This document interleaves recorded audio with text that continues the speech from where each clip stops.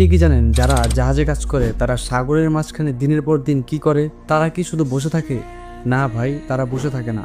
তারা কি করে চলুন জেনে আসা যাক। প্রতিদিন তাদের সকাল শুরু হয় চেক লিস্ট দিয়ে। ইঞ্জিন কন্ট্রোল রুমে মেশিন ঠিকমতো চলছে কিনা সেটাও পর্যবেক্ষণ করতে হয়। রশি, অ্যাঙ্কর, সারফেস ক্লিনিং, রক্ষণাবেক্ষণ সবকিছুই।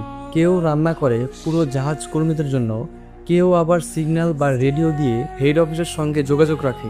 এখন আসি বিশ্রামের কথায়। সেটাও হয় শিডিউল অনুযায়ী, যেমন 4 ঘন্টা কাজ, 8 ঘন্টা বিশ্রাম। এমন করে শিফট চলে পুরো 24 ঘন্টা। আর সবচেয়ে বড় বিষয় হচ্ছে তারা সাগরের মাঝখানে থেকেও সবসময় রিপোর্ট পাঠায়, নিয়মিত সুরক্ষা চেক করে যাতে কোনো দুর্ঘটনা না ঘটে। তাদের জীবনটা আসলে অনেক কঠিন। নেই বন্ধু বান্ধব, নেই পরিবার, শুধু দায়িত্ব, সমুদ্র আর একটানা কাজ।